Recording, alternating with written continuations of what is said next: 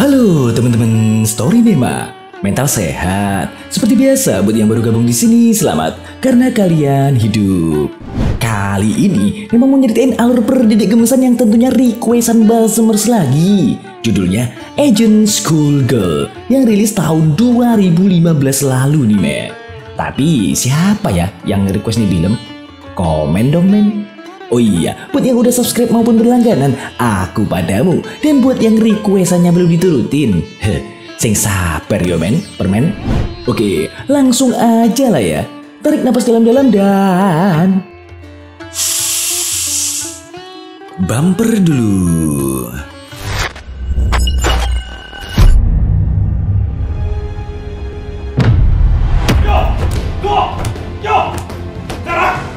Diceritakan ada seorang didik gemes yang kita panggil aja Yeyen, di mana Dek Yeyen ini jago banget dalam kanuragan alias bela diri. Karena semenjak umur 8 tahun aja dia udah dilatih keras agar mampu melindungi diri dari kebingasan para buaya buntung kayak Cak Seto.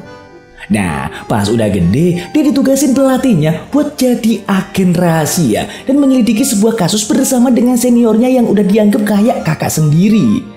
Namun sayangnya, sang kakak harus mengalami luka parah hingga mengakibatkan dia harus dirawat secara intensif, men.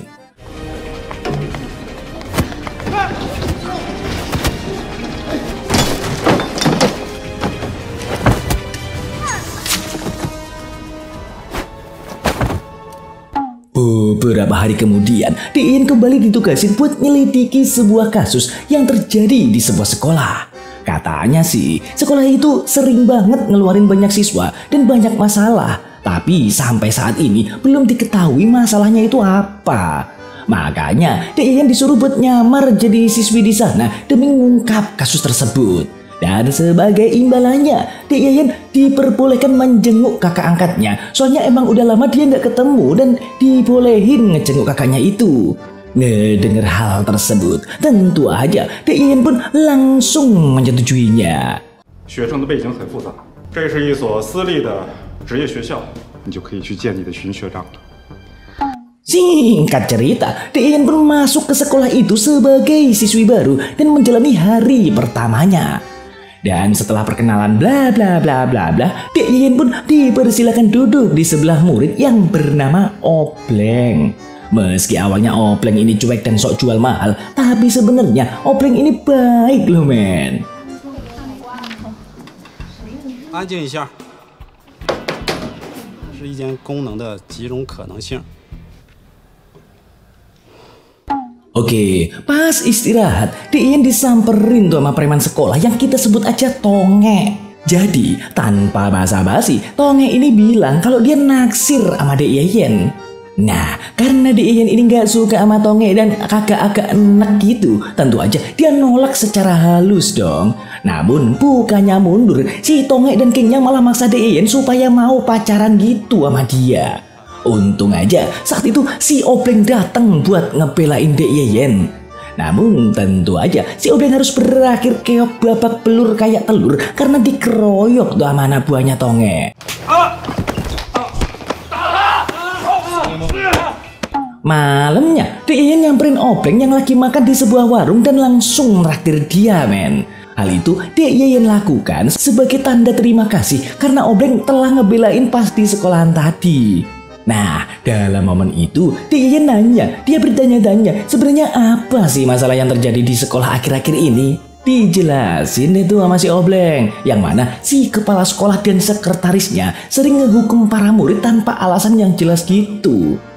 Dan menurut isu yang beredar, katanya sih mereka dapat suap dari ibunya Tonge.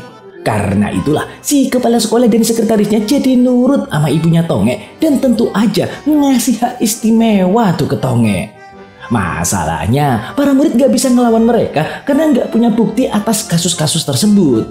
Ngedenger itu, Yeyen pun seketika berikrar kalau dia bakal mengungkap dan nyelesain kasus tersebut menggunakan caranya sendiri. 我一定会给他们好看的。别那么八卦了，来干一杯。 Keesokan harinya, lagi-lagi si Tongek dan gengnya berulah tuh men. Dia berangkat ke sekolah sambil bawa mobil mewah gitu. Padahal udah jelas-jelas gak dibolehin, tapi ya emang karena privilege orang tuanya kayak yang Nema ceritain tadi.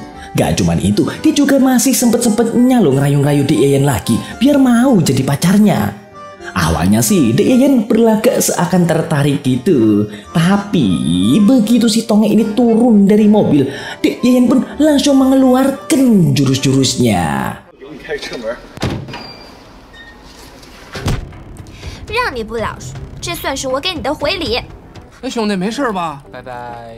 Nah, atas keberaniannya tadi, Dek Yayan dapat pujian dari teman-temannya karena hal itu dianggap sangat mewakili mereka, men. Sebab selama ini para murid lain juga dibully sama Tongek, tapi mereka nggak bisa ngelawan. Dan menariknya, bahkan salah satu temannya juga sampai ngabarin kalau si Tongek harus dilarikan ke rumah sakit setelah dapat pelajaran dari Dek Yayan tadi, men. Meski berhasil ngebantu teman-temannya, Dek Yayan harus dipanggil tuh ke ruang kepala sekolah akibat dari tindakannya tadi. Tentu aja Pak Kepala Sekolah memarahi Dek Yayan dan juga mengancam bakal ngeluarin dia. Sampai gak lama ibunya si Tongek juga datang dan juga langsung ikut-ikutan ngomelin Dek Yayan, men. Nah, karena Dek Yayan ini ngerasa gak bersalah dan emang dia gak bersalah, dia pun memberanikan diri untuk speak up dengan menyampaikan fakta-fakta kebobrokan kinerja Pak Kepala Sekolah dan sekretarisnya, yang mana mereka menjalani tugasnya berdasarkan perintah ibunya si Tongek. Ngedenger itu, penyakit asma Pak Kepala Sekolah langsung kambuh, men. Lalu ibu Tongek juga nggak bisa ngejawab, terus melipir dari tempat itu. 谁会信服你？ 你给我等着，接受处分。 Setelah dari ruangan guru, para murid meminta Dek Yayan untuk mengajari mereka bela diri, men. Supaya kalau mereka dibully sama Tongek atau orang lain tuh bisa ngebales kayak Dek Yayan gitu. Namun saat itu anak buah Tongek datang buat ngerusuh, hingga akhirnya dia yang malah kena batunya, men. Singkat kata, singkat cerita, sepulang sekolah, Dek Yayan ngikutin Obleng yang berjalan pulang. Soalnya dia bersikap aneh dan bahkan nyuekin Dek Yayan gitu. Sesampainya di rumah, Obleng dan ibunya dimarahin sama ayahnya karena masalah ekonomi gitulah, men, intinya. Bahkan sang ayah sampai tega loh ngelakuin kekerasan. Walau untungnya Obleng bisa ngelawan dan ngebela sang ibu berkat diajarin Dek Yayan bela diri. Saat itu dia cuma bisa ngintip dari jauh dan menyaksikan apa yang terjadi. Tapi akhirnya dia ketahuan sama Obleng yang langsung ngajak dia buat jalan-jalan biar nggak kepikiran oleh tindakan ayahnya barusan. 你跟着我干嘛？跟我来。你等等我呀！ Nah, pas jalan-jalan akhirnya Obleng curhat tuh ke Dek Yayan tentang apa yang sebenarnya dialami barusan. Jadi dulunya Obleng ini hidup bahagia bareng orang tuanya karena saat itu bisnis ayahnya masih berjalan lancar dan berkembang pesat. Hingga akhirnya ayahnya jatuh bangkrut karena ditipu oleh rekan bisnisnya. Sejak saat itulah ayahnya jadi frustasi dan sering marah, bahkan melakukan kekerasan ke Obleng bahkan juga ibunya, men. Maka dari itu dia ngerasa iri tuh sama Dek Yayan yang bisa hidup dengan tenang bareng orang tuanya. Dari sinilah Dek Yayan mengungkap masa lalunya dan balik curhat tuh ke si Obleng. Faktanya Dek Yayan ini yatim piano dan semasa kecilnya hidup di panti asuhan, men. Kata pengasuhnya sih Dek Yayan ini ditemukan di depan pintu panti asuhan tapi gak ngerti siapa yang naruh di sana. Hingga saat Dek Yayan memasuki usia masuk SD, dia sempat diadopsi beberapa orang tua angkat, tapi Dek Yayan ngerasa gak ada yang cocok dan ujung-ujungnya dia kabur balik lagi ke panti asuhan. Sampai kemudian dia akhirnya diadopsi oleh seorang pria ahli bela diri yang saat ini menjadi ayah angkat sekaligus guru bela dirinya. Ya, ini dia orangnya, orang yang menjadikan Dek Yayan agen rahasia dan juga ngasih dia misi. Meski awalnya Dek Yayan gak yakin, tapi akhirnya dia ngerasa nyaman dan bersedia menjadi anak angkatnya, men. Abis itu Dek Yayan lanjut nanya masalah kepala sekolah dan ibu si Tongek ke si Obleng supaya dijelasin lebih detail gitu. Dan akhirnya diketahuilah alasan para murid gak berani cari masalah sama kepala sekolah dan juga ngelawan pembulian yang dilakukan si Tonge adalah karena Pak Kepala Sekolah gak segan-segan mengeluarkan para murid yang terlibat masalah sama Tonge. Soalnya para murid ini takut dicap jelek dan gak diterima di sekolah lain. Dengan begitu masa depan mereka bisa dipastikan akan hancur men. Tapi saat itu si Obleng juga ngasih berita baik ke Dek Yeyen, yang mana dia berhasil ngefoto kejadian saat ibu si Tonge menyuap kepala sekolah. Nah, hal itu bisa mereka gunakan sebagai bukti untuk memutus rantai kepemimpinan kepala sekolah yang diketahui busuk men. Mengetahui hal itu, Dek Yeyen pun jadi optimis dan mengajak Obleng untuk bekerja sama menyelesaikan kasus tersebut. 这是我偷拍的。哦，贴补一下，加油！我太爱你了。 Besoknya, pas lagi enak-enak main basket, si Obleng tiba-tiba aja dihadang tuh sama anak buah Tonge. Tapi dia berhasil menghabisi mereka berkat latihan yang diberikan oleh Dek Yeyen. Gak cuman Obleng aja sih, teman-teman yang lain juga berhasil ngalahin anak buah Tonge ketika mereka digangguin men. Mengetahui hal itu, kepala sekolah dan sekretarisnya pun langsung mencari cara untuk menghentikan sepak terjang Dek Yeyen.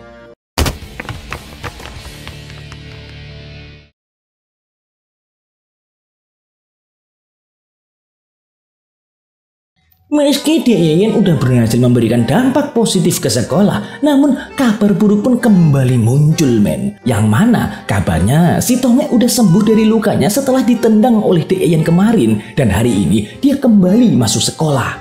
Ngedenger itu, Dek Yeyen lah kok malah santai-santai aja, karena dia emang gak takut sama sekali sama Kang Bully yang licik kayak si Tonge dan antek-anteknya.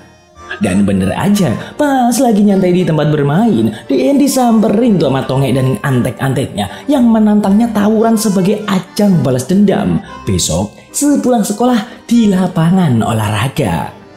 谁赢了，谁就拥有这里的控制权。好啊，谁掉牙，咱们还不一定。那你把他打成这样怎么算啊？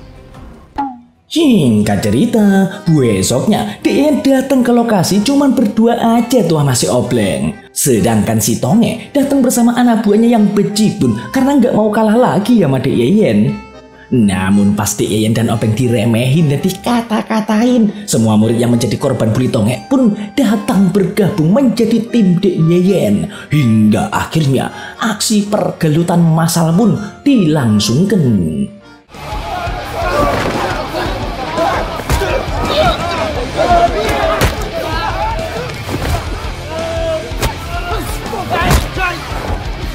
Di tengah tawuran itu, tiba-tiba aja mereka dihentiin sama Pak Kepala Sekolah dan juga Satpam Sekolah men.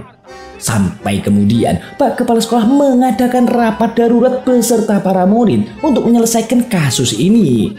Tentu aja dalam rapat itu Pak Kepala Sekolah berniat ngeluarin Dek Yeyen dari sekolah. Namun sayangnya Dek Yeyen berhasil membalikkan keadaan. Yang mana saat itu Dek Yeyen mengungkap kasus Pak Kepala Sekolah yang menerima suap dari ibu si Tonge yang menyebabkan dia berani membuat peraturan seenak jidatnya sesuai apa yang diminta sama ibunya si Tonge. Selain itu, Dek Yeyen juga udah ngelaporin hal itu ke polisi setempat untuk mengusut kasus kepsek tersebut.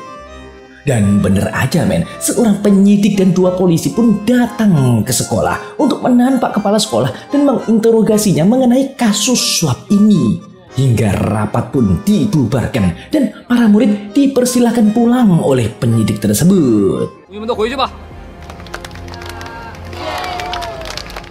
Tapi pas mau pulang, Dek Yeyen dicegat sama teman-temannya yang ngasih kado dan ucapan sebagai bentuk terima kasih atas semua hal baik yang dilakukan oleh Dek Yeyen di sekolah mereka.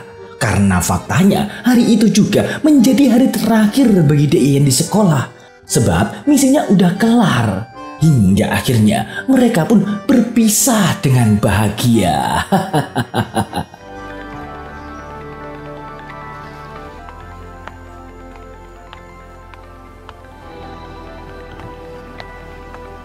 Sepulangnya dari tempat itu, Dek Yeyen menemui pelatih sekaligus ayah angkatnya. Dan kebetulan saat itu kakak angkatnya juga udah pulih dari sakitnya men. Namun bukannya disambut dengan bahagia, Dek Yayan malah diberi misi lagi, yaitu untuk menyelidiki geng yang suka rasis dan malakin orang-orang berkulit hitam. Dan karena misi ini teramat sangat berbahaya, alhasil Dek Yayan pun 现在派你进去卧底，摸清他们的情况。 tamat.